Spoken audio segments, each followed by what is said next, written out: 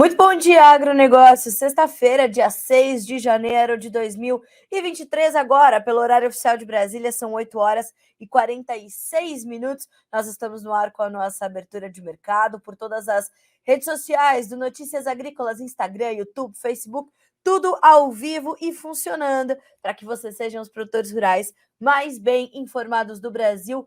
Sejam bem-vindos, vamos juntos nessa sexta-feira. A gente vai te trazer as primeiras manchetes do dia, a gente vai te trazer também esse panorama político, como as coisas têm funcionado por aqui, não é? É importante que a gente compreenda Brasília para entender como ficarão os nossos dias, como ficarão as medidas tomadas ali para o agronegócio brasileiro. Hoje a gente vai falar também sobre o agronegócio norte-americano, porque os analistas de mercado estão orientando os produtores a que façam planejamentos e estratégias para enfrentarem ainda longo período de taxas altas de juros nos Estados Unidos. Isso é um ponto importante que a gente vai tratar na edição dessa sexta-feira. E hoje tem visita, hein? Já já, Virgínia Alves, nossa especialista em clima e café aqui do Notícias Agrícolas, vai estar conosco. Em mais alguns minutinhos a Virgínia chega para a gente tratar da questão climática. A gente está com 40 municípios do Rio Grande do Sul sob estado de emergência em função da estiagem, enquanto em outros pontos do centro-norte do país há alertas de emergência também, mas pelo excesso de chuvas é o Brasil continental, e a Virgínia vai te trazer todas essas informações e as respostas para suas perguntas aqui na nossa edição desta sexta-feira do Bom Dia Agronegócio. Então, já já ela está conosco, e aí o nosso foco vai ser clima para fazer a última metadinha ali do Bom Dia Agronegócio. Combinado? Vamos juntos, portanto. Vá mandando as suas perguntas, tá, pessoal? Mandem os seus questionamentos, mandem as suas dúvidas, críticas, sugestões, mandem as suas opiniões, e aí a gente vai também tentando trazer todas essas informações para vocês por aqui. Mande também de onde você está falando, sua cidade, seu estado, e a gente vai caminhando junto. Lembrando você que o Bom Dia Agronegócio tem o apoio da Cochupé, a maior cooperativa de cafeicultores do mundo, e que a gente conta com o apoio da Letícia Guimarães na redação do Notícias Agrícolas para tocar o Bom Dia Agro. Bom, vamos começar então com a nossa rodada de preços tradicional, para a gente saber como é que estão os mercados se comportando na manhã de hoje. Bolsa de Chicago, alta para a soja de 0,7%, 14 dólares e 79 centos por bushel. Milho, 6,57, alta de 0,8%. O trigo sobe 0,6% para valer 7 dólares e 51 mais 50 por bushel, ia dizer, por libra-peso. O farelo de soja, nós temos uma alta de 1,03%, 469 dólares mais 70 centos por tonelada curta. O óleo de soja, 62 centos mais 61 por libra, e uma alta de 0,3% na manhã de hoje. Bolsa de Nova York. Destaque para o café, que vai ser uma das nossas pautas hoje também.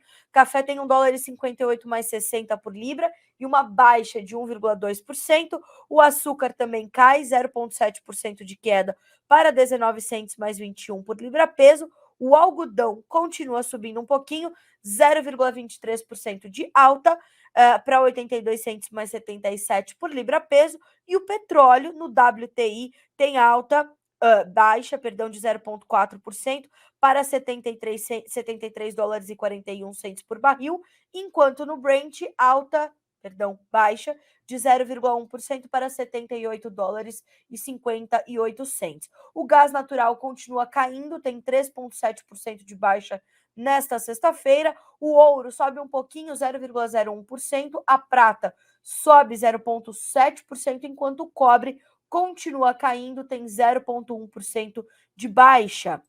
Dólar Index, alta de 0,5% na manhã desta sexta-feira, 6 de janeiro, 105.315 pontos. Pelo horário oficial de Brasília, 8 horas e 50 minutos. A você que está chegando agora, esta nossa abertura de mercado aqui pelo Instagram do Notícias Agrícolas. Eu vou pedir até para o nosso editor corrigir um pouquinho esse ar-condicionado, que tá frio demais aqui no nosso estúdio. E hoje tá meio friozinho aqui, né? Valinhos está fazendo, de 18, 20 graus, a depender do seu termômetro. E a gente está aqui no interior de São Paulo te trazendo essas informações em primeira mão. Bom, Primeira manchete, como eu falei, vamos continuar trazendo o caminhar de Brasília, porque é importante para a gente entender os nossos dias. E a manchete da Folha de São Paulo foi a primeira manchete que eu selecionei para essa sexta-feira, para a gente entender aqui no Bom Dia Agro, porque a gente está falando de negócios, de dinheiro, de recursos, tá? Então, olha só, a manchete da Folha de São Paulo, do jornal Folha de São Paulo, é a seguinte: reajuste do salário mínimo deve custar mais que o dobro do que o previsto e governo avalia alternativas. Projeção é de que a medida exija 7 bilhões e 700 milhões de reais a mais do que os 6,8 bilhões reservados na PEC. Vamos dizer o que nos diz a Idiana Tomazelli, repórter da Folha de São Paulo. O governo de Luiz Inácio Lula da Silva recebeu um alerta de que a elevação do salário mínimo dos atuais R$ 1.302 para R$ 1.320, como prometido logo após as eleições, pode ter um custo de 7,7 bilhões de reais, acima do previsto no orçamento de 23, mais que o dobro do valor calculado inicialmente.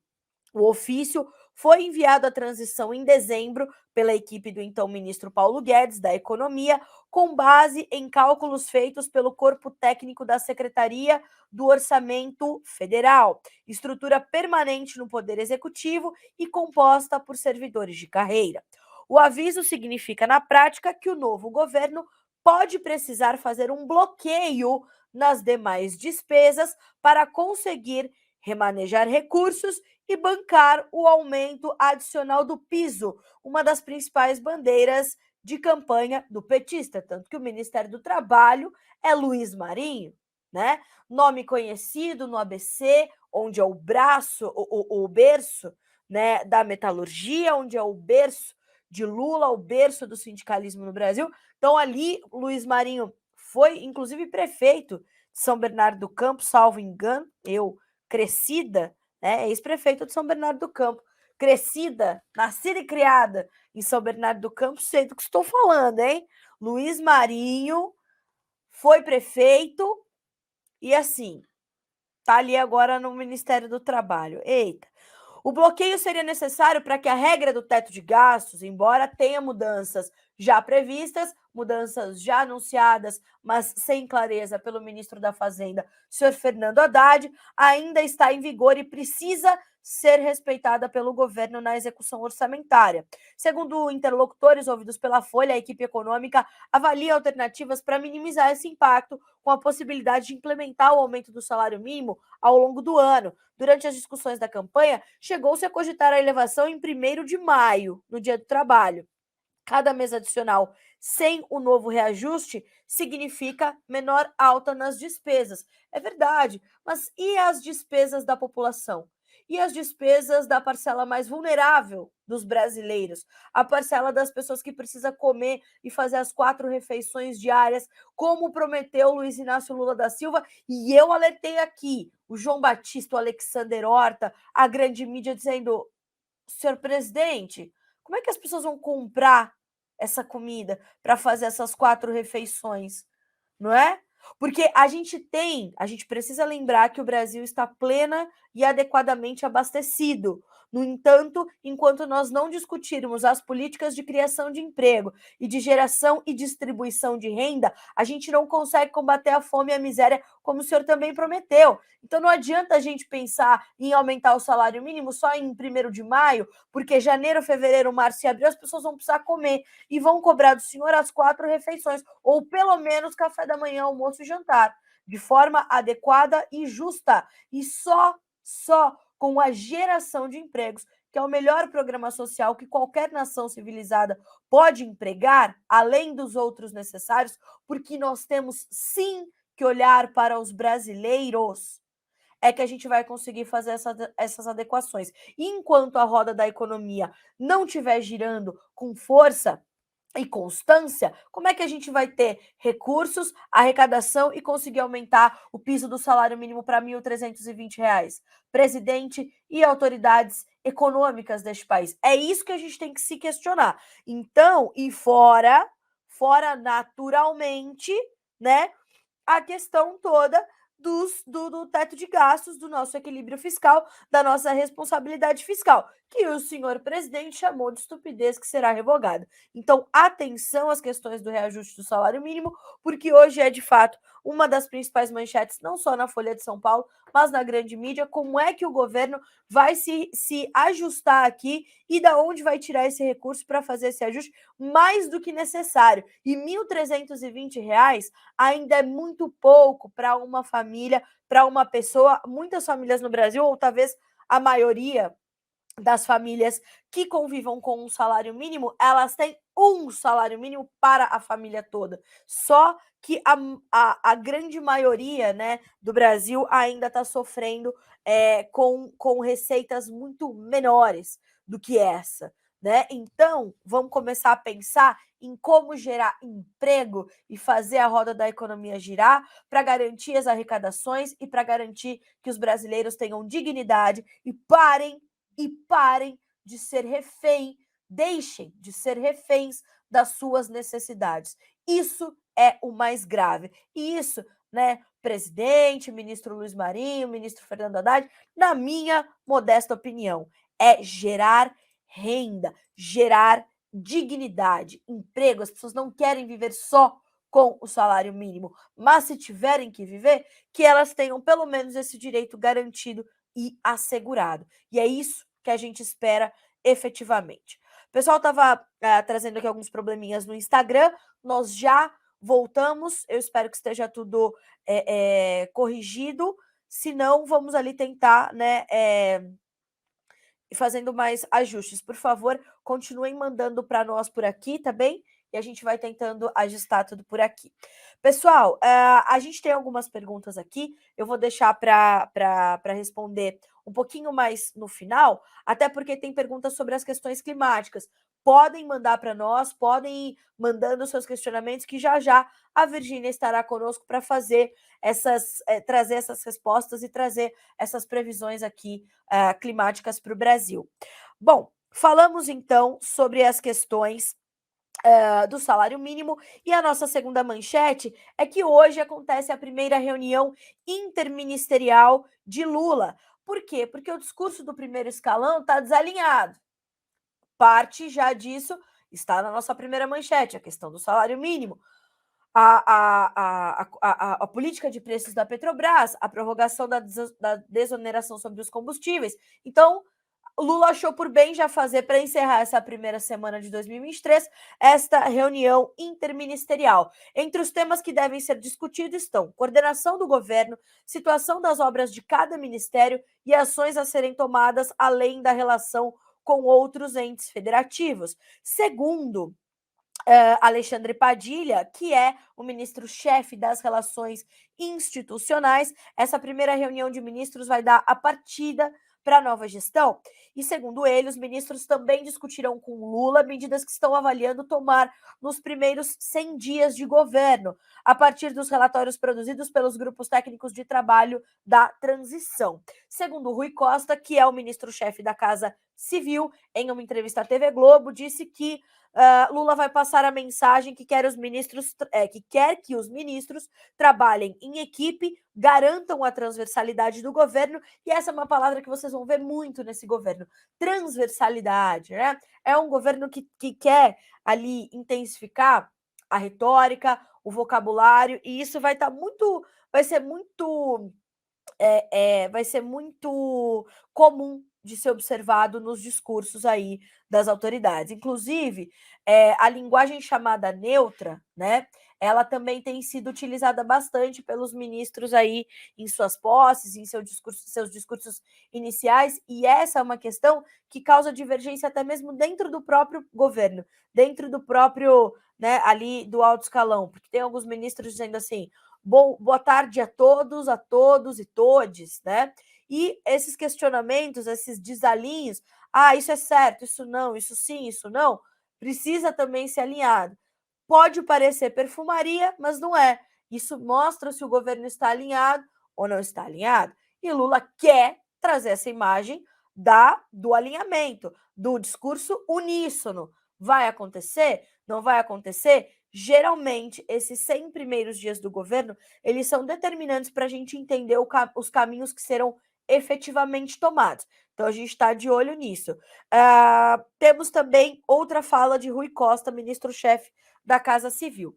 Eu diria que é para organizar, para motivar. O presidente está com muito entusiasmo. Deu 4 dias para os ministros escolherem seus principais assessores e vai dizer o fluxo, as diretrizes e prioridades dessa reunião. Ele quer, já em janeiro, viajar para pelo menos 2 estados brasileiros para dar largada naquilo que ele diz que é prioridade. E no dia 27 de janeiro, Lula tem um encontro com os governadores. Vai ser a primeira reunião de Lula com os governadores eleitos e reeleitos, e ele quer estabelecer ali encontros periódicos com os líderes estaduais e deseja que os estados apresentem suas prioridades para que também as parcerias possam ser firmadas, né?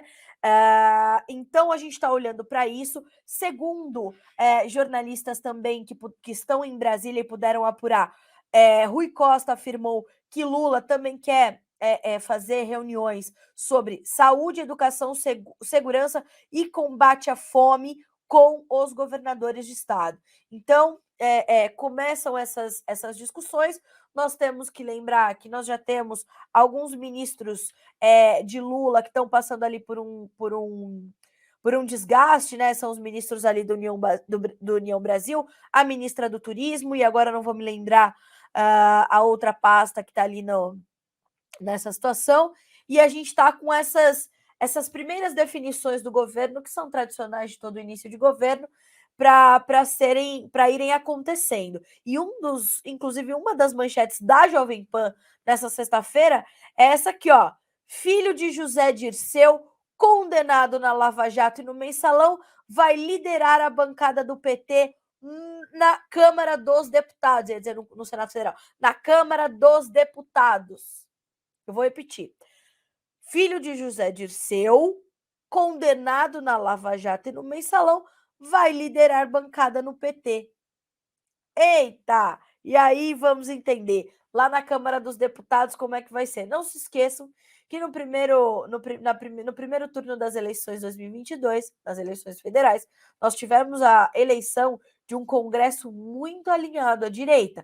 A maior parte da bancada no Congresso, Senado e Câmara, está alinhada à direita. Não serão embates mornos de serem monitorados e acompanhados no Congresso Nacional. Tenham atenção, porque Brasília já está e continuará fervendo. Ainda sobre esse trabalho em equipe, essa coisa toda de vamos juntos, temos também a notícia de que MAPA, Ministério da Agricultura, Pecuária e Abastecimento, MDA, Ministério do Desenvolvimento Agrário e Agricultura Familiar, e Ministério da Pesca funcionarão no mesmo prédio. Os 3 ministros se reuniram nessa quarta-feira para definir o espaço de cada pasta na sede do MAPA, em Brasília. Vão trabalhar em conjunto e, abre aspas, para Carlos Fávaro. Cada um de nós estará focado nas prioridades de sua pasta, mas sempre trabalhando em sintonia, buscando a transversalidade para... O que eu falei? A transversalidade. Para o melhor desenvolvimento das ações. E essa proximidade entre as equipes é muito salutar para um trabalho eficiente e alinhado nas diferentes esferas. Agora, uma coisa que me incomoda muito, né? Mas isso também é uma opinião pessoal, e aí cada um tem que construir a sua perspectiva sobre esse momento que a gente está vivendo, né? Sobre esses caminhos que a gente está traçando, é essa divisão que se insiste em fazer entre o agronegócio e a agricultura familiar, né? É importante a gente dizer que não há essa diferença. Nós que somos mídia especializada em cobrir a produção agropecuária deste país, a gente está falando de tudo que envolve o agronegócio, portanto, se a gente for buscar o conceito agronegócio, a gente está falando de um conceito amplo e que engloba a agricultura familiar versus o conceito de agricultura familiar, que precisaria inclusive ser revisto, né? A gente está falando das mesmas coisas. A agricultura familiar, ela está sob o guarda-chuva do agronegócio, ela é peça da grande engrenagem que é este setor A agricultura familiar, ela tem papel determinante no sucesso do agronegócio brasileiro. Só que a gente não pode mais tratar o agricultor familiar, porque o agricultor familiar também não quer mais ser tratado assim, como um agricultorzinho que está ali plantando só para sua subsistência. Não existe mais esse cenário. Agora, os agricultores familiares, eles querem e precisam se desenvolver, eles buscam extensão rural, eles buscam conhecimento, eles buscam tecnologia, eles buscam aplicar, mesmo entre os membros da sua família, uma gestão que seja eficiente, que lhes dê renda, que lhes dê prosperidade. Não a gente tratar como os pobres, coitados agricultores familiares que precisam de uma atenção especial. Não, eles precisam de atenção. Eles precisam de programas específicos porque querem se desenvolver. E é isso que a gente precisa buscar. Os agricultores familiares têm voz e elas sempre foram ouvidas, né? Os agricultores familiares são e foram essas famílias de agricultores que construíram o Brasil e constroem o Brasil do agronegócio. Então, é claro que o ministério que cuida da agricultura familiar e o Ministério da Agricultura vão trabalhar com transversalidade. É óbvio, a pesca, a aquicultura, elas estão sob o guarda-chuva do agronegócio. Mas a gente insiste em separar para dizer que a gente está olhando com mais ou menos atenção para aquele setor. Pelo amor de Deus, a gente sabe da importância e sabe que a agricultura familiar e o agronegócio caminham de braços dados e não dá para ser diferente. Então não adianta segregar com travestido de agregação, porque não resolve, não resolve, não resolve. Mas enfim, vamos seguir por aqui. Falamos então dessa condição, volto a reforçar. Fique atento, porque tão logo a gente tenha a confirmação do ministro Carlos Fávaro de quando ele estará conosco aqui no Notícias Agrícolas para nos trazer as suas primeiras impressões e ser questionado pelos nossos jornalistas, né? Já está ali alinhado com a equipe do ministro Carlos Fávaro e com a nossa produção para que ele esteja conosco na próxima semana. Então, fique atento que tão logo a gente tenha a confirmação desse dia e horário, a gente te avisa por aqui, te avisa pelas redes sociais, para que você possa participar desse momento, dessa primeira entrevista com o nosso ministro da Agricultura. Bom, falei que hoje nós íamos falar também sobre o agronegócio brasileiro e assim o faremos. Por quê? Porque um dos destaques e uma das análises que tem sido trazida pelos especialistas norte-americanos aos produtores rurais dos Estados Unidos é de que eles se preparam, tenham estratégias e tenham seguranças e garantias para passar ainda por um longo período de taxas altas de juros no país.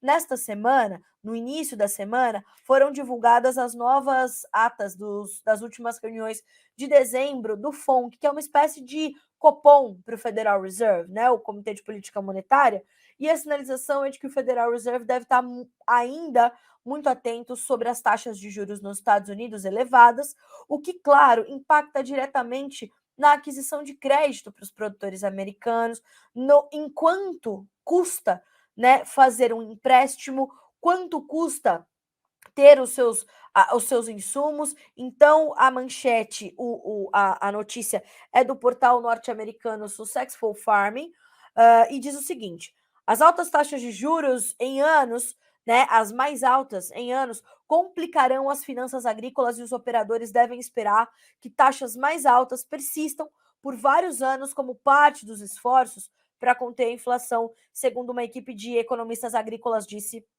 nessa semana. Os agricultores pagarão mais quando pedirem dinheiro emprestado, enfrentarão níveis de equilíbrio mais altos nos investimentos e sentirão uma pressão negativa sobre o valor das terras agrícolas. Abre aspas para este estudo. Embora esses impactos tornem os negócios da agricultura mais difíceis, o aumento das taxas de juros só apresentará problemas graves para um pequeno número de empresas agrícolas, disseram os economistas. A extensão do estresse financeiro criado para o setor dependerá de quão altas estarão as taxas de juros no futuro e por quanto tempo permanecerão em níveis elevados. O Federal Reserve elevou repetidamente as taxas no ano passado para combater a alta inflação. A taxa de inflação anual foi de 7,1% na última contagem. No final de 2022, a taxa dos fundos federais de empréstimo overnight entre os bancos era de 4,33%.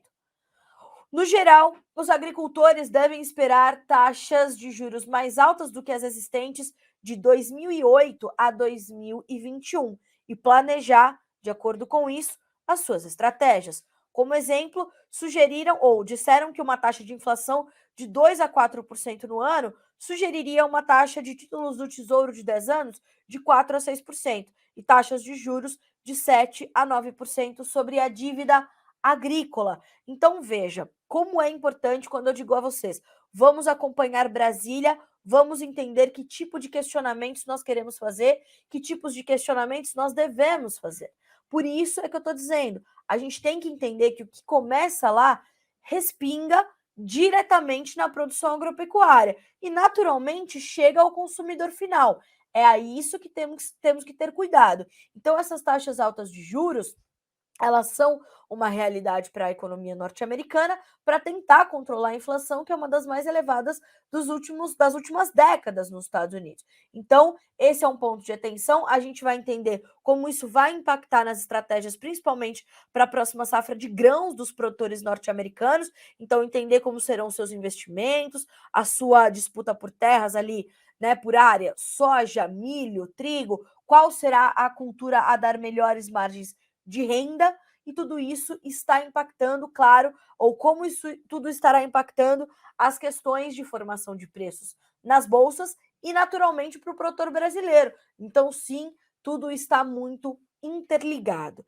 Ainda falando sobre mercados, a gente vai dar uma olhadinha nos mercados de soja, milho e trigo, porque os fundamentos e o mercado financeiro continuam naquela queda de braço e hoje a soja volta a subir na Bolsa de Chicago, com pequenas e tímidas altas, mas se recuperando daquelas perdas de 2 dígitos que foram registradas na sessão anterior. O mercado ontem começou o dia em campo positivo, também tentando uma recuperação, passou a recuar, foi intensificando as suas baixas e vai terminando o dia de ontem com perdas de mais de 11, 12, 13 pontos nos contratos mais negociados. A pressão veio essencialmente do macro cenário ou do mercado financeiro. Do que a gente está falando? Recessão global, Covid na China explodindo. Aliás, a OMS, a Organização Mundial de Saúde, pediu, a China pediu mais imparcialidade da OMS ao olhar os números de Covid, novos casos e mortes, e isso impacta diretamente nas projeções do crescimento econômico global. A gente está falando dessas altas taxas de juros nos Estados Unidos e dessa possibilidade da recessão. Tudo isso impacta e traz muita aversão ao risco, faz os investidores migrarem para outros ativos que não as commodities agrícolas ou outras commodities, vão para ativos mais seguros, como títulos da dívida americana, ouro, dólar, e isso cria um movimento.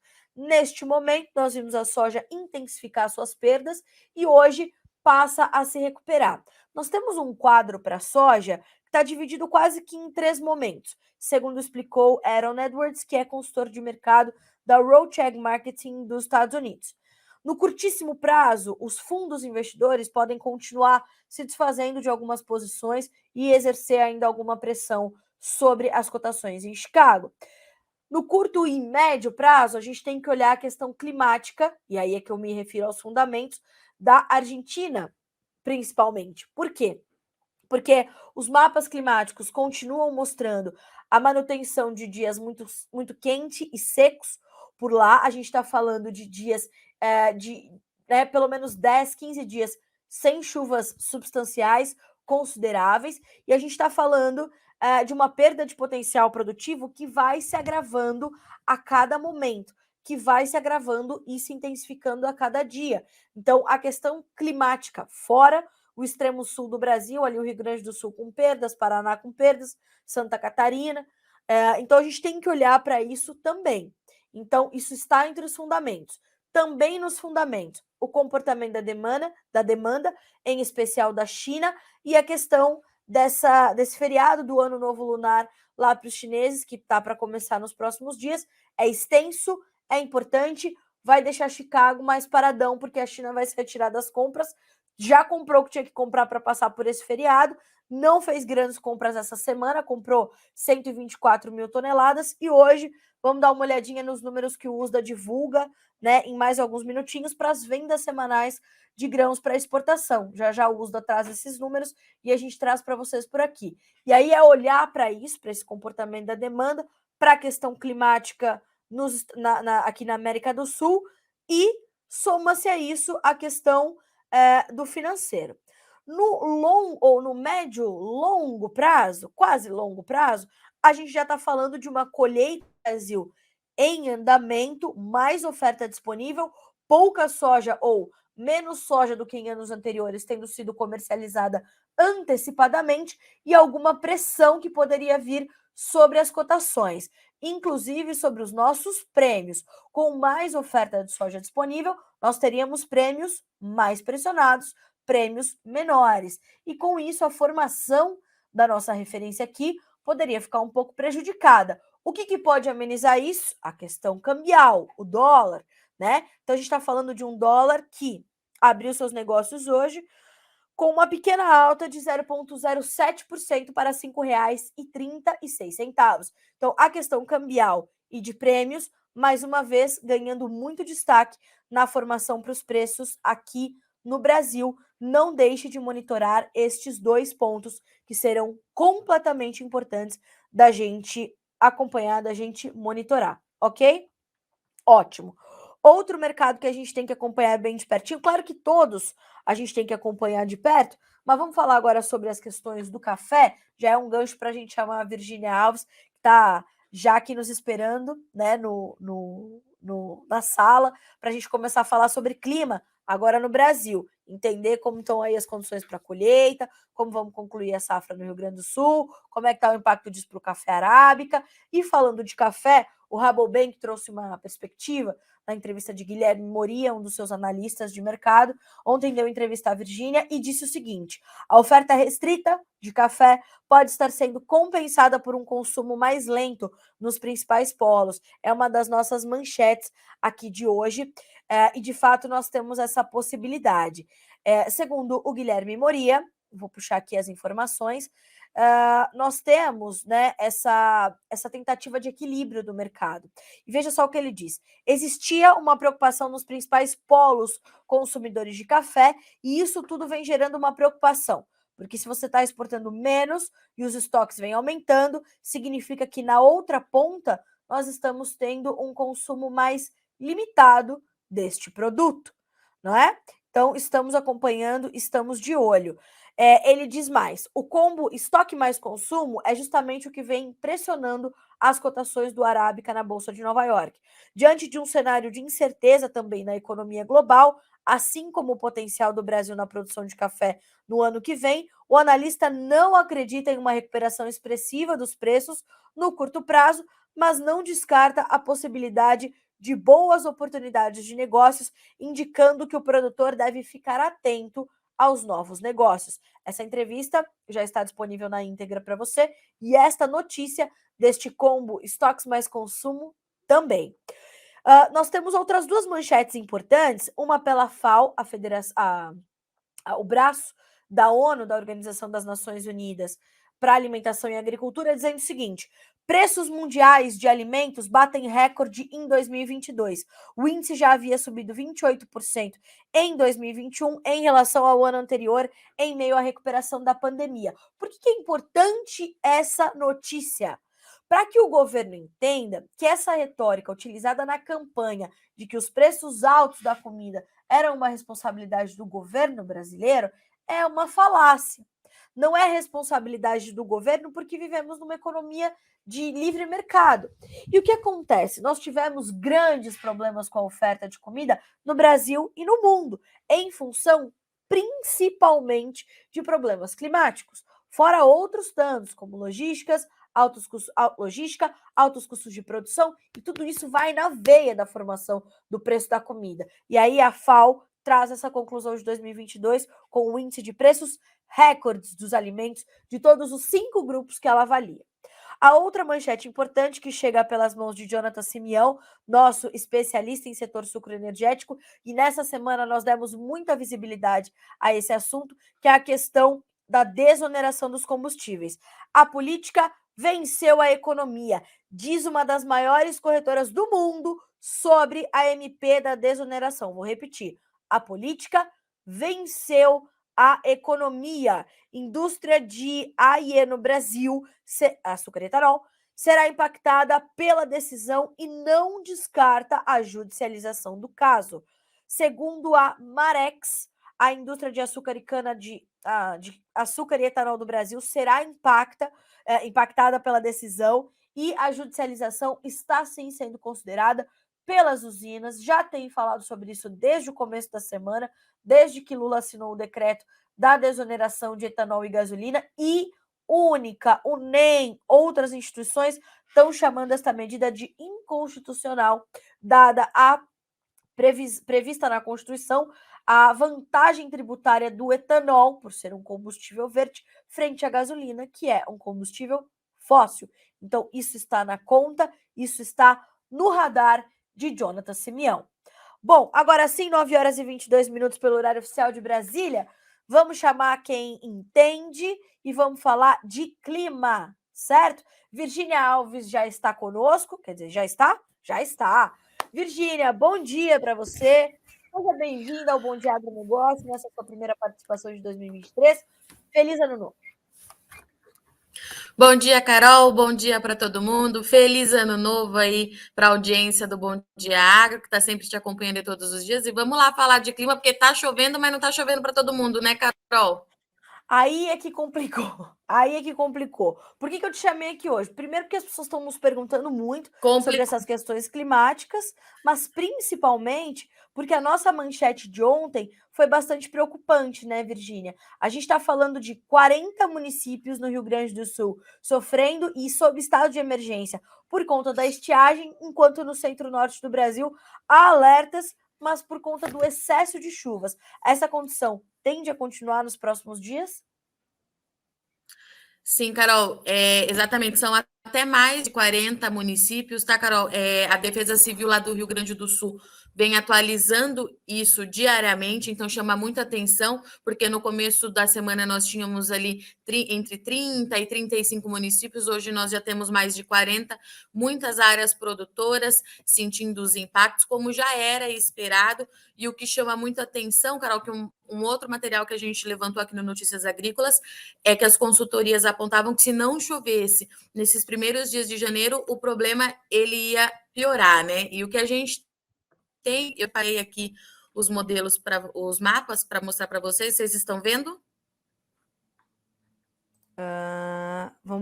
Estamos vendo, estamos vendo. Tá.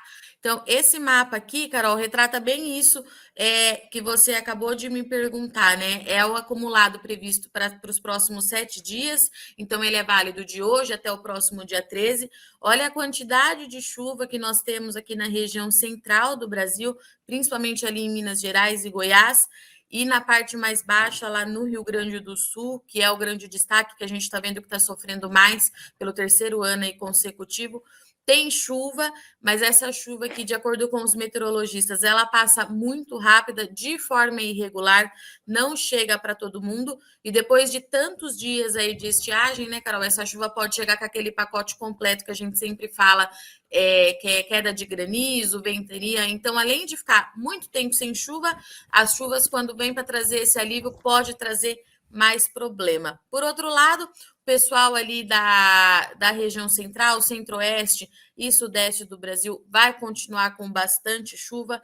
No caso do café, isso já traz preocupação, porque muita chuva pode, se não tiver sol, né, Carol? Hoje, por exemplo, aqui em Campinas, a gente está com um dia nublado, mas se não tiver sol, a gente pode ter aumento aí da ferrugem, então traz muita preocupação, mas ninguém está reclamando da água, não, viu, Carol? Porque depois de tanto tempo aí, de 2 anos sem chuva, pode chover à vontade, desde que não traga novos problemas. E a gente tem muita água ali também para Goiás, no Mato Grosso. E essa chuva, Carol, ela vai em áreas do Mato Piba também, tá? Se a gente passar aqui nos próximos dias, deixa eu mudar o mapa aqui para vocês, que fica mais fácil da gente acompanhar a evolução desse sistema que, conforme a gente já havia noticiado no Notícias Agrícolas, a formação de uma zona de convergência do Atlântico Sul, a famosa ZACAS, que a gente fala muito durante o verão, é isso que está influenciando essa chuvarada toda nessa região. E ali, Promatopiba, que é uma região que o pessoal, pelo menos nos boletins de clima que a gente faz, tem perguntado bastante, principalmente ali na Bahia,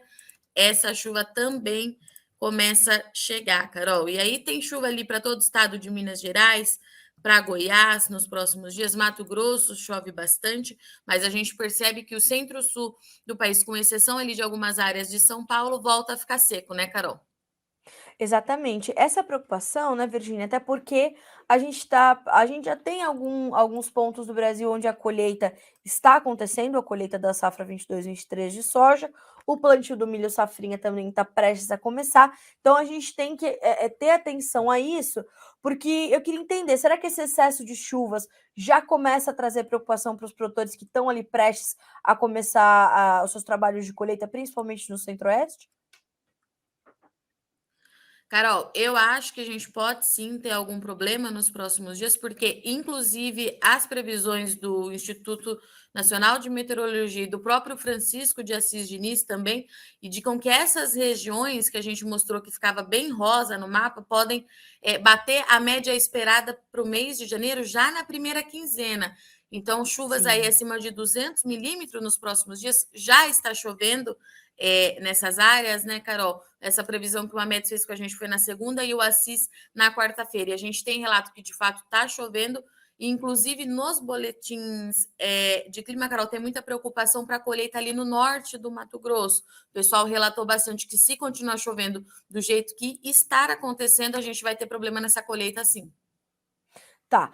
Virgínia, a gente tem alguma boa notícia para começar a trazer para o produtor, especificamente do Rio Grande do Sul, quando ele poderia receber algum volume de chuva mais considerável, que a gente pode falar, não vai chover, ou a gente não tem sinalização, pelo menos até o final deste mês de janeiro? Como é que tá quando a gente olha para o Rio Grande do Sul especificamente?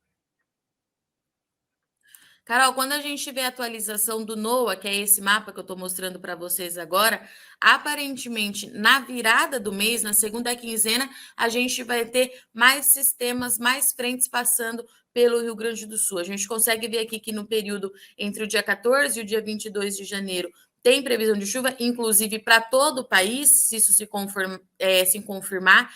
E no Rio Grande do Sul, especificamente, a gente pode ter volumes aí um pouco acima de 100 milímetros. É claro, né, Carol, aquilo que a gente fala toda vez, é uma previsão, a gente precisa acompanhar nos próximos dias, mas se confirmar, o alívio para o Rio Grande do Sul chega na segunda quinzena do mês. Vale lembrar, Carol, que os meteorologistas continuam mantendo aquela posição e aquela previsão que a partir de fevereiro, entre fevereiro e março, a gente começa a entrar naquela fase de neutralidade, né? Saindo do Laninha. Teoricamente, isso acontecendo é para a gente ver as chuvas avançando com mais frequência pelo Rio Grande do Sul e avançando também para as outras regiões do país, Carol. Certo. Virgínia, a gente tem falado muito também, e você fez uma entrevista já nessa primeira semana do ano, com o José Braz Matiello, falando sobre uma recuperação que não vem para o Arábica, para o café Arábica em 2023. Isso está atrelado às questões climáticas. Nós tivemos problemas ali no quase no final de 2022, que a gente trouxe esse alerta também. Isso vai afetar o potencial produtivo e a gente vai carregar problemas para o ano que vem. Me parece que é isso que vem se confirmando realmente, né?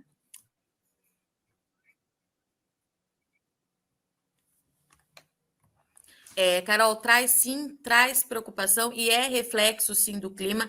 De acordo com o Matiello, a planta ela ainda responde por esses últimos 2 anos de seca e a geada. A gente não pode esquecer da geada, né, Carol? Como a gente falou várias vezes aqui no Notícias Agrícolas, Sim. o efeito dessa geada ela não era imediato, não era isso mesmo, e a gente está vendo isso agora. O que aconteceu? De acordo com o Matiello, nós tivemos um período de seca, Carol, entre março e outubro muito grande nas áreas de café e principalmente nas áreas de café arábica, né? Quando choveu em outubro e deu aquela florada bonita, que inclusive nós reportamos juntas aqui no Bom Dia Agro, essa florada ela não Foi. vingou. ela não vingou da forma que era esperada. Inclusive, a gente traz à tona aquilo que eles falam sempre, né? Flor não significa fruto e uma florada, às vezes, muito vistosa pode não ser tão positiva. É isso que o Marcelo trouxe para a gente. E essa condição de chuva, essa planta sem energia por falta de água, agora está derrubando também alguns frutos de café. De acordo com o Marcelo, Carol, esses frutos que estão caindo, eles não apresentam nenhuma lesão, não tem nenhuma praga, nenhuma doença que esteja fazendo com que haja esse problema, é reflexo de uma planta estressada, danificada por conta do clima.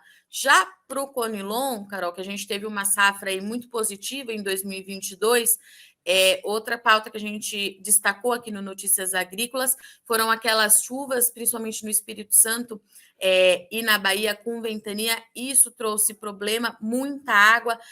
De acordo com o Marcelo, a planta do Conilon ela não gosta disso, não vai bem com excesso de chuva. E o Conilon para o ano que vem, que é uma expectativa que o setor tem, que continue produzindo muito, também pode ter alguma queda na produção por conta desse excesso de chuva. E também, já esquecendo de falar, frio fora de época, né, Carol? A gente teve aquelas frentes, aquelas ondas de frio passando ali em agosto, Sim. em setembro, isso para o Conilon também não foi positivo. O que o Marcelo trouxe para a gente de orientação agora, né, Carol? Tá chovendo, é bom que continue chovendo do jeito que está nessa fase, principalmente de enchimento de grãos. Essa chuva ela não recupera mais o potencial da safra de 2023. A tendência é que essa safra desse ano fique muito parecida com o que foi em 2022, de acordo com a Fundação Procafé, mas o produtor precisa ficar atento agora no controle, nas aplicações que ele precisa fazer, mesmo com toda essa chuva acontecendo, Carol, pensando já em 2024. O Marcelo deixou muito claro aqui que às vezes está chovendo muito, o produtor acaba reduzindo as aplicações, né, Carol? Mas ele falou, o Claro, produtor sim. precisa aproveitar essa chuva para pensar em 2024. Não é hora de recuar, porque se tudo continuar acontecendo como está acontecendo e os modelos se confirmarem, o clima fica mais dentro do ideal. E em 2024 a gente pode ter aí uma recuperação para o café arábica, Carol. Maravilha. Virginia, acho que assim a gente consegue responder a maior parte das pessoas e claro, né, que a gente gostaria de dar melhores notícias, gostaria de trazer uma condição melhor, principalmente para os colegas do Rio Grande do Sul, que estão sofrendo. A gente tem aqui uma colocação do Jaiderson Gelling, região de Pelotas. Ele diz assim: aqui está muito seco. De novembro até hoje, choveram só 48 milímetros. Soja em fase de floramento e não vejo previsão de chuvas significativas. Realmente vai. Não tem. Infelizmente, a notícia não é boa. Né? E nós temos É também o isso. Vini. E Pois não, por favor. não, é isso mesmo, eu ia concordar com você. Falar, é isso mesmo, a gente tem que esperar essa segunda quinzena de janeiro para ver se leva um alívio lá para o pessoal lá do sul, né, Carol? Vamos acreditar. E o Vinícius Costa diz o seguinte, que Camaquã também está muito seco. Então, quer dizer, a gente tem grandes desafios aí pela frente, fora os outros que a gente já sabe. Então, as questões climáticas também serão um desafio. E, Virgínia, só para a gente concluir, nós tínhamos a possibilidade de ter, agora na sequência do Laninha, um período de neutralidade climática. E começou a aparecer nos modelos a possibilidade de um El Ninho. Essa possibilidade está crescendo, está estável? Como é que você tem apurado isso com os meteorologistas?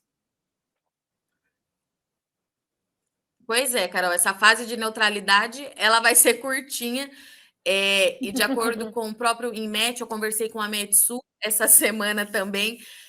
A gente tem sim essa tendência de que a gente tenha um El Ninho, então, no segundo semestre, a partir ali da reta final do inverno, a gente pode começar, vai conseguir bater o martelo e começar a sentir os efeitos disso. O grande problema e o que acontece de fato é que esse jogo inverte, né, Carol? Pelo que eu entendi dos meteorologistas até aqui, a gente pode ter muita chuva no centro-sul do país e corte principalmente ali no centro-oeste e no Mato Piba. E a gente pode ter problema, inclusive esse é um destaque que o IMET trouxe aqui para a gente, pode ter problema na safra do ano que vem. Então, olha só, a gente está falando de problema para essa safra que vai ser colhida e já estamos falando de problema que pode acontecer na na próxima, né, Carol? E muita chuva também lá para o Rio Grande do Sul, eu acredito que não seja muito benéfico, né, Carol? Porque muita chuva, ninguém consegue trabalhar, não consegue fazer nada. Mas os modelos continuam indicando sim. O Mamedes do IMET, eu conversei com ele ontem, ele me falou que a tendência é essa, mas a gente precisa esperar mais um pouquinho para não para bater o martelo, para a gente estar mais perto da condição. Mas a tendência é esse, período muito curto de neutralidade e um El Ninho aí entrando em ação no segundo semestre de 2022. Maravilha. Virgínia, te agradeço muito pela companhia e pelas informações compartilhadas com a nossa audiência nessa sexta-feira. Você é sempre muito bem-vinda aqui no nosso Bom Dia Agronegócio e já te espero aí nos próximos dias para a gente continuar atualizando. Tomara que essas chuvas, pelo menos na segunda quinzena de janeiro, cheguem ao Rio Grande do Sul. Vamos torcer para que aconteça, porque não é só o Rio Grande do Sul, mas a Argentina sofre, que é uma tristeza só, e a gente espera que realmente... Mas levaram o tricampeonato, né, Virgínia? Já é alguma coisa. Eu não quero falar disso porque você estou triste até agora com esse que não veio bem. Bom pro Messi. Estou feliz pelo Messi, Carol. Obrigada. Conte comigo. Quando quiser, é só me chamar. Vamos focar no homem, é isso. Bom final de semana. Daqui a pouco estou com vocês por aí na redação. No viu? agro. Até mais. Porque tá... O beijo. Até mais. Um beijo. Ai, ai, este é o clima da redação do Notícias Agrícolas, viu, senhoras e senhores? Para quem quer saber como é trabalhar no Notícias Agrícolas, é assim, ó, a gente tenta trazer com bastante leveza e proximidade, né, as informações para vocês de forma muito tranquila, de forma pouco formal, porque a gente acredita que dessa forma a gente consegue atender as demandas de vocês, né, enfim, por informação. Olha só, eu quero sugerir para vocês que vocês acompanhem, caso seja possível, né, a capa da revista Cruzoé. É uma revista muito crítica, né? E a revista Cruzoé diz assim, ó, festival de erros. Em um início de governo caótico, ministros de Lula batem cabeça e resgatam ideias jurássicas do PT. Já tem até gente envolvida em escândalo. A capa da reportagem da nova edição da Cruzoé mostra o festival de erros do novo governo. Ministros já cometeram uma sucessão de trapalhadas, resgataram ideias jurássicas do PT e foram desautorizados por colegas em um dos inícios mais caóticos de governo dos últimos tempos. Ao longo de 4 dias, brasileiros assistiram à posse de 37 ministros, é isso mesmo, cada um com seu discurso prometendo o que lhes dava na telha. Em vários casos, eles foram rapidamente desautorizados por seus colegas. A confusão foi ampliada porque este governo eleito foi feito sem um programa. Em vez de preparar um documento e exibi-lo durante a campanha, Lula esperou a eleição para convidar 940 pessoas a preparar um diagnóstico e um plano de transição. Sim, a equipe de transição contou com 940 pessoas. 9h38 pelo horário oficial de Brasília. Vamos aqui só passar pelos nossos comentários. Quero muito agradecer as mensagens de todos vocês. Bom dia para quem nos mandou bom dia. O pessoal do Rio de Janeiro com a gente. Tem também o José Roberto Amaral, o Mozart Augusto, o pessoal da LG Comércio de Cereais que está sempre com a gente, o Geraldo Vicente de Bonfim, em Minas Gerais, e o Socialist Farmer, que também está sempre com a gente, dizendo: bom dia, Carol, esse tempo todo chamando você de Carla. Meu nome é Carla e meu nome é Carolina. Meu nome é Carla Carolina. Então, podem chamar de Carla, podem chamar de Carolina, tá tudo certo. Nós temos aqui também algumas perguntas, como, por exemplo, a pergunta da pessoal do Direto na Fazenda.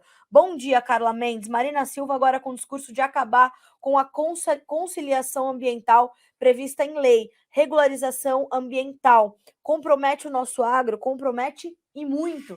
Ontem eu destaquei aqui o pouco protagonismo no discurso de Marina Silva e nas 5 medidas iniciais propostas pelo Ministério de Meio Ambiente e Mudanças Climáticas do Código Florestal Brasileiro, a lei mais discutida nesse país desde a Constituição Federal.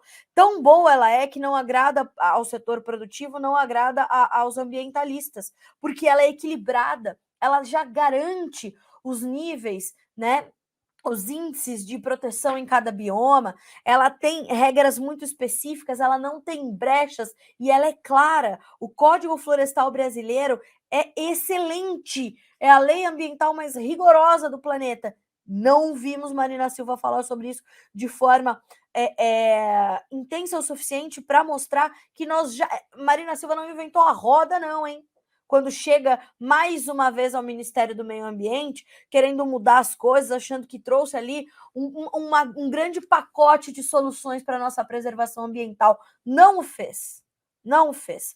Então, sim, isso compromete o nosso agro, porque nós avançamos em questões para que houvesse justamente essa conciliação entre a preservação, a produção e a economia, porque de nada adianta a gente trabalhar em preservação ambiental se a gente não entender a viabilidade financeira de tudo isso. Essa coisa de vamos preservar a Amazônia, ela é um discurso ótimo, é óbvio que a gente tem que preservar a Amazônia, mas a discussão é muito mais profunda do que esse discurso raso.